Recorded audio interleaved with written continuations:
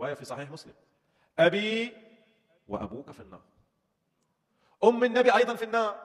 عجيب، هذه يعني المفروض يعني تحكى كنكتة. في حديث، طبعا حديث أبي وأبوك في النار كيف؟ جاء رجل للنبي صلى الله عليه وآله قال له: أين أبي في النار؟ تأثر ذاك الرجل، فالنبي نادى: تعال.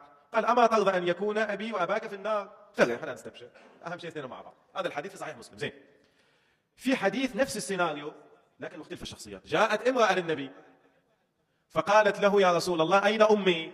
قال: في النار. زعلت وصارت تبكي وتلطم. قال لها النبي: أما ترضين أن تكون أمي وأمك في النار؟ استبشرت. زين. الحديث هذا سندا ضعيف، لكن الألباني وجد طريقة للتصحيح غريبة. المحدث الكبير شنو الطريقة؟ قال: وهذا الحديث صحيح. ليش؟ له شاهد يصححه.